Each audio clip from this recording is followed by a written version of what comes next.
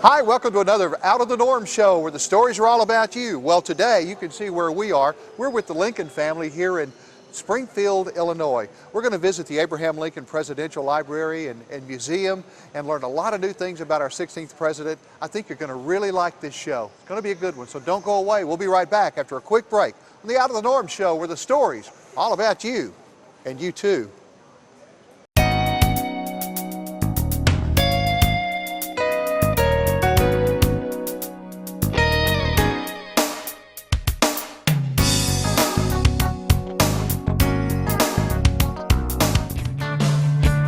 It's the Out of the Norm show, where the stories are all about you, with author, musician, radio and television personality, and all-around nice guy, your host, Norm Allen. Hi, welcome back to the Out of the Norm show. Again, we're glad you're with us, and I think Dave Blanchett's glad we're here too, right, Dave? We're glad you're here. Welcome to the Abraham Lincoln Presidential Library and Museum. Well, this is going to be very exciting. I've had the opportunity to see a lot of museums, presidential museums around the country, but this one I've been told is the most impressive. Well, it's impressive because it's different. What you get here is an experience that immerses you in Lincoln's life and times. You're not a spectator to history, you're a participant in history. So you not only know what Lincoln said, you know what Lincoln thought and what Lincoln felt. And so people leave here with an emotional attachment to our 16th president and the Civil War period that they otherwise would not have had.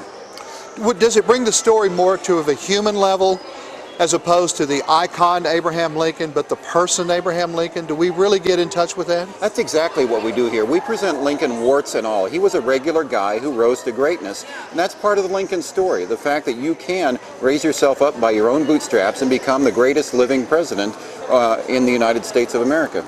And where we are right now, just this exhibit, tell me a little bit about where we are here in this beautiful gallery. This is the facade of the 1861 White House, exactly to scale. And this introduces you to Lincoln's presidential years. There are two exhibit journeys in the museum. One tells Lincoln's story from birth through his election as president. This tells the story of the White House years through the Civil War and his assassination.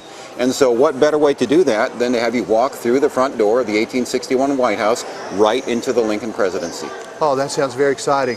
Even though we have a few eavesdroppers over here, kind of figure out what's going on. That's Mr. John Wilkes Booth. I'm sure you'll be pleased to make his acquaintance. And we find out a little bit more about his part in the Lincoln story a little bit later in the museum. All right. Well, we're going to go and do just that. There's a couple of generals behind us, too. There's U.S. Grant and Sheridan. No, that's McClellan and Grant. You couldn't have two more different guys during the Civil War. Right. McClellan, very dapper, very buttoned down. His troops loved him, but he didn't like to commit his troops to battle. Grant, on the other hand, rough-hewn, had a reputation as a drinker, but he was a fighter. And Lincoln said, "I like this guy. He fights. You know, if I could have more like him, then I would certainly like to have him." But we put them together in a situation they probably were never in their lives, just to show people how different the two men were. Well, we're jumping ahead of our story. We're going to back up now and start at the beginning, from the humble beginning in Hodgenville, Kentucky with Abraham Lincoln. Come join us. We're on our way. We'll be right back after a quick break. Don't go away, because there's good stuff today from the Abraham Lincoln Presidential Library and Museum right here in Springfield, Illinois.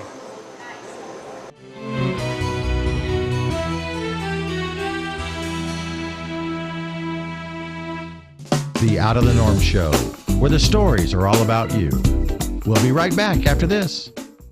Of course, at one time or the other, we all carried a portrait of Lincoln in our pocket. They're getting more and more scarce, those little copper pennies. But he didn't always look that way. I mean, here's Abraham Lincoln as a 9-year-old, and he's a good-looking kid. He really was a good-looking kid. Wonder what happened to him later in life. But we really don't know what he looked like, though, did we? No, and it's amazing that we were able to produce this figure, because we don't know what Lincoln looked like till he was in his 30s and a successful attorney when he first was photographed. So we knew that we wanted to present a young Lincoln, and in order to do so, we hired a police forensic artist and an anthropologist. And instead of aging someone like they normally do on those true crime shows, we took the earliest known images of Lincoln and what we knew about his upbringing on the frontier, and we made him younger. And the result is such a believable young Lincoln that no one really questions, hey, wait a minute, how do we know what Lincoln looked like as a 9-year-old? But you know what? Your viewers now are going to be a little more savvy about that. It's pretty close then, isn't it? It's pretty close. Scientifically, anyway. He's even holding his favorite book, Aesop's Fables. He liked to read that book, the Bible, and some other things. Largely self-taught, and he grew up to be one of the most literate presidents we have ever had. So it's true that he did his homework on the back of a shovel with a piece of coal and That's all those what stories? historians say. And further on in the museum, we'll see him reading by firelight, teaching himself to read and learning his own lessons on his own. All right. Well, let's take a walk. Okay. This is a scene from his cabin in Indiana, and we know that he liked to read by the dying embers of the fire late at night when the rest of the family had gone to bed. And this shows you that Lincoln was largely self-taught and then grew up to be one of the most literate and quoted American presidents that we have ever had. So this is a genuine scene from Lincoln's early life.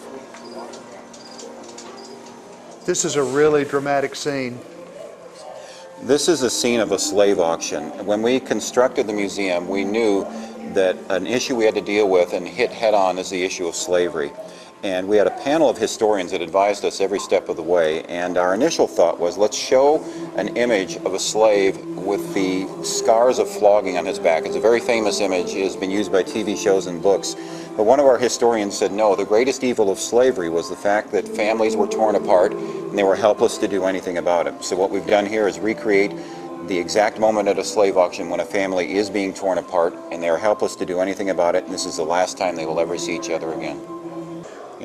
Images like this were cemented in his mind from the time that he took a flatboat trip to New Orleans to deliver goods for a merchant, all the way through the Senate race of 1858 and the race for presidency. It became a centerpiece of Lincoln's fame and his legacy as president, the fact that he was able to eliminate slavery as part of his time as president.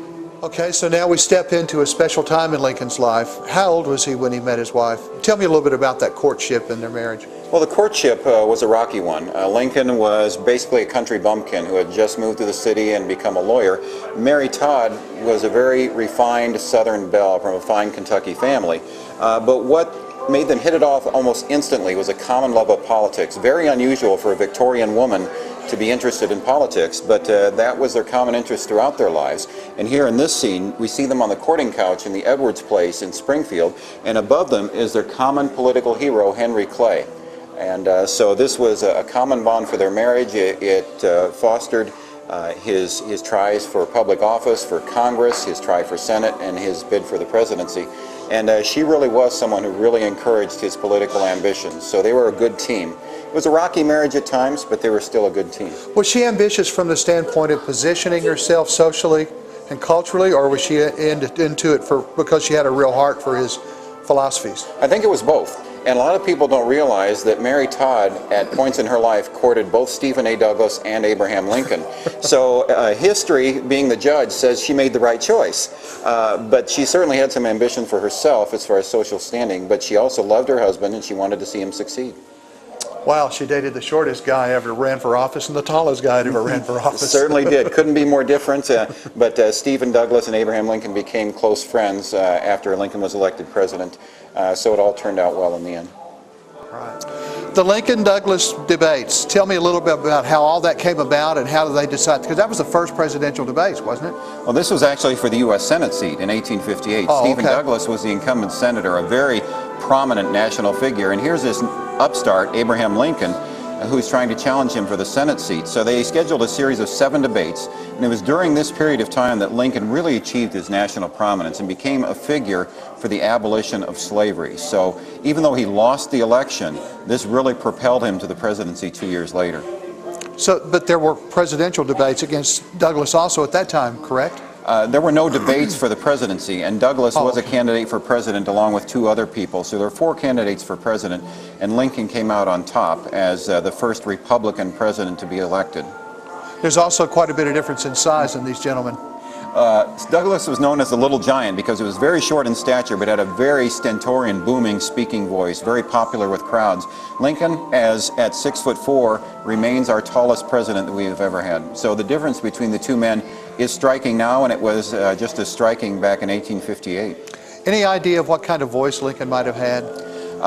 Newspaper accounts and historians seem to think it was kind of twangy with a little bit of a southern drawl, a really folksy voice. He was known as a storyteller, and it had to be a very pleasing voice because people wanted to come to hear him when he told stories and when he engaged in debates and when he was going in courtrooms throughout Illinois. So he was a bit of an entertainer as well then? He was a bit of an entertainer. He loved crowds, loved to tell stories, and it would not be unusual for him to just sit for hours and tell stories and for people to listen. So we've gone from the log cabins of Indiana, we've seen him in debates, in his law office, his earlier years, and now we're in a place, Mr. Lincoln's not in this room, but his presence is certainly felt, isn't it? This is meant to mimic the Blue Room of the White House, and it shows what they were wearing in Washington when the Lincolns arrived. And it's got a reproduction of an original Mary Lincoln ball gown, and she's being fitted for it by her African-American seamstress, Elizabeth Keckley, who ironically had worked for Mrs. Jefferson Davis before she came to work for Mrs. Lincoln. But we've also got reproductions of ball gowns worn by other social belles of Washington at the time. And it's all a very pretty, very nice atmosphere until you read the cards on some of the ball gowns, because all of these people hated Mary Lincoln, and Washington society as a whole hated Mary Lincoln. Why?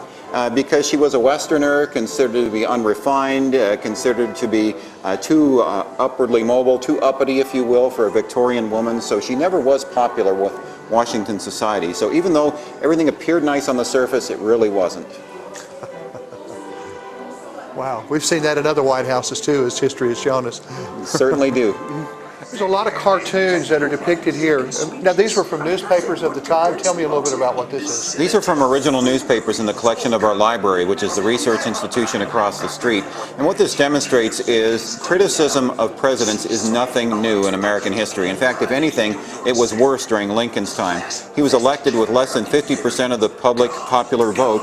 And most people in the United States wanted someone else as president. And so they criticized every single thing he did. No matter what he did, somebody had a problem with it. And these editorial cartoons are both from Southern and Northern newspapers at the time.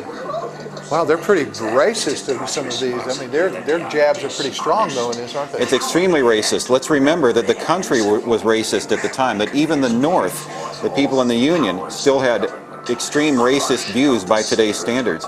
In fact, some people might argue that Lincoln even would be considered a racist by today's views. But let's remember that he was much less, had much less of those views as people in the North did during his time. I mean, Lincoln's ideals were not only lambasted in the papers, but my gosh, the personal attacks on him were amazing. Personal attacks on him and his wife. You know, them talking about her fashions, talking about her putting her bosoms on display and wearing flower pots on her head, but also depicting him as a black man. I mean, that is a racist rant by a newspaper in the North. So Willy Lincoln is the son that passed away in the White House. Willy Lincoln became ill by drinking contaminated water outside the White House. Soldiers were camping on the White House grounds. It was an area that was being protected during the Civil War, and typhus was rampant. And so experts think he caught typhoid fever by drinking contaminated water. He became ill, and this depicts a scene where the Lincolns are having a White House ball downstairs, and they're worried about their son, so they keep coming upstairs to check on him. And their worries were well placed, because a couple of days later, Willie died, and the press just crucified the Lincolns for dancing the night away while their son lay dying upstairs, even though they really were doting, caring parents, and they did everything they could to try to save him. The Out of the Norm Show, where the stories are all about you. We'll be right back after this. Well, first of all, standing next to a life-size figure of President Lincoln, I see what a huge man he was. He was tall at 6'4", and historians think he was extremely strong as well from years of chopping wood. And it wasn't unusual for him, even during his presidency, to show off his feats of strength to soldiers he was visiting in Union Hospital. So a big man, tall man. And the strength of his personality is evident here as we sit at the conference table in Lincoln's White House office. And this is depicting the moment that he tells his cabinet that he intends to issue the Emancipation Proclamation. And you can see from the faces and the body language on his cabinet members, some of them are like, oh my, it's a disaster. Others are saying, yes, we support you, Mr. President. And then we have another one saying, well, what about the border states, Mr. President? So this was really a radical departure from U.S. policy, the fact that you want to free the slaves. It had never been done before. And this is a copy here. Excuse me while I read your mail. He had rather neat writing, didn't he? He did. Quite exciting to be in a footprint of history. And another interesting thing about Lincoln's office is he had particular tastes in office decor. You'll notice just over your left shoulder back there, there is a tall desk pushed up against the door. Right. That was actually what Lincoln did. He had a desk pushed up against one of the doors of his White House office. He preferred to work standing up, and so that's what he did. And also, in the little cubby hole in the desk is one of the dolls belonging to one of his kids. Again, running amok in the White House, leaving their toys everywhere. What parent can't identify with that today? And on such an important day in American history, too. You hear the ticking of the clock. That signifies that time is standing still, that this is a seminal moment in American history. You know, Dave, we've read the stories of the Civil War. We've seen movies and all of that. But when you look at these real photographs of the actual events, it really brings it home in a different way than the drama and the romanticism of a war. This shows the reality of it in these pictures. War is not romantic. This was the first modern war. Many historians agree. You have concentration camps, you have mass casualties, you have repeating arms, you've got death and destruction on a scale the world had not seen up until that point. And what better way to show it than the original photographs that depict this? And these are all from our original collections of audiovisual materials at the Presidential Library across the street. How many artifacts do you have in that library? We have 12 million artifacts in the library pertaining to all aspects of Illinois history. Our Lincoln collection is more than 50,000 original items. That includes 1,500 documents written or signed by Abraham Lincoln.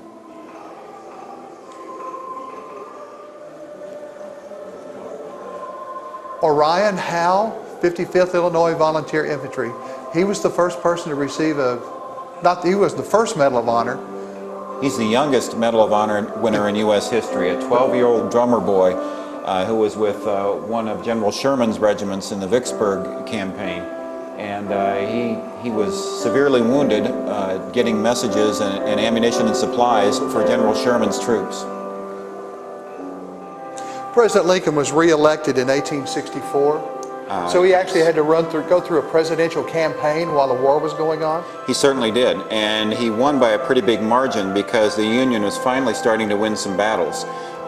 Early in the campaign, the outcome was in doubt. George McClellan, who he had fired as his general, was running against him on the Democratic ticket. But as General Grant achieved victory and the outcome of the war appeared certain, voters pretty much went for the winner, and Abraham Lincoln was elected by a fairly substantial margin in 1864. So yes, he had to go through a political campaign in addition to running the war. But while the war is going on, I mean, he couldn't make personal appearances out in the States and in small villages, though, in regular campaigning, could he? No, and in fact, at that time, presidential candidates did not campaign on their own. It was considered unseemly, so they had others campaign for them. When he did make public appearances, it was usually visiting commanders at the front or to visit hospitals to cheer up the troops.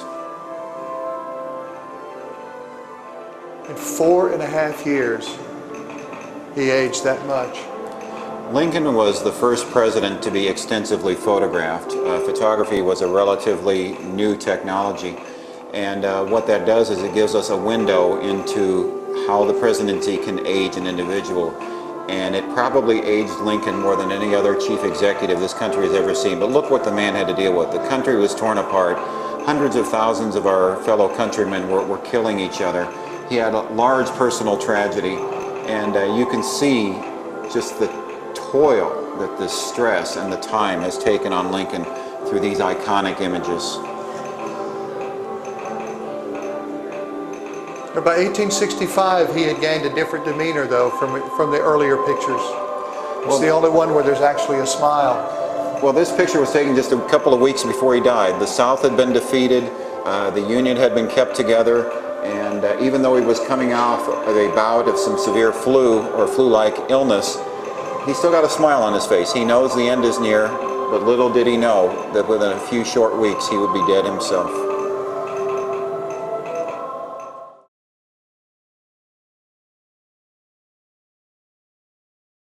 Well, this is probably one of the most famous scenes that we're all familiar with, was the assassination of President Lincoln at Ford's Theater. Tell me a little bit about that night. Well, Lincoln loved to go to the theater. He and President Washington had a common interest in theater, and he went as often as he possibly could because it took his mind off of things. He was a big fan of Shakespeare, and because he was a big fan of Shakespeare, he often saw the Booth family perform. They were a famous family of actors who performed Shakespeare. Ironically, it was one of the Booth family, John Wilkes Booth, who assassinated Lincoln that night when Abraham and Mary went to a night at the theater. And they couldn't find someone to accompany them to the theater. They invited General Grant. Well, General Grant's wife hated Mrs. Lincoln. She said, "I don't care what you got to do, get me out of this." They kept inviting from this long list of people, and they finally had the daughter of a U.S. senator and her fiance who joined them in the booth on that fateful night. The blood that was spattered around the presidential box at Ford's Theater was mainly Major Rathbone's blood, because as John Wilkes Booth was attempting to escape, he drew a knife and slashed Major Rathbone rather deeply on the arm. And so most of the blood at that night was his and not Lincoln's. Lincoln was shot in the head and didn't bleed that much. It's like a .22 caliber, small caliber pistol. Actually, it was a rather large caliber Derringer, a 44 or 45 caliber Derringer. Yes.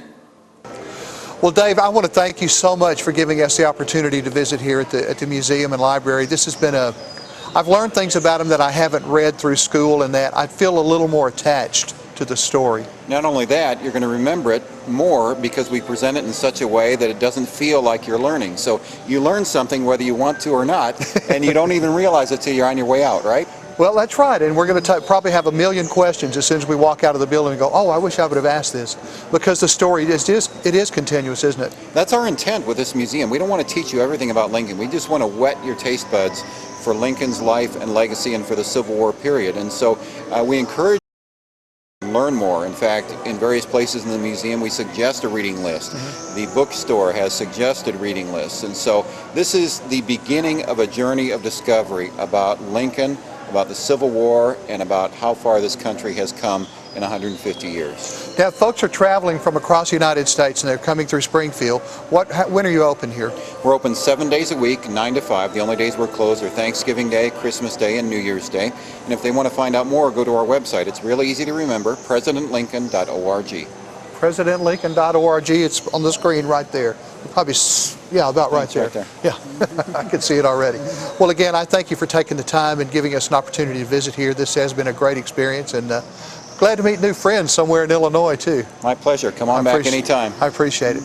You know, American history's story goes on way past museums, and it goes way past the great stories that we know of our heroes of time. The stories continue because every day another American hero is born, maybe wearing a uniform, or may wear a uniform 20 years from now, but that person is being prepared to make an important contribution to your history for future generations. You may be that person. Today, the story really is all about you. We thank you for being a part of the Out of the Norm show and hope you've enjoyed our visit here in Springfield, and we'll see you again very soon on another trip, because who knows, when you least expect it, somebody may walk up and say, "Today is your story." We'll see you again soon on the Out of the Norm show, where the stories are all about you. Y'all have a great week.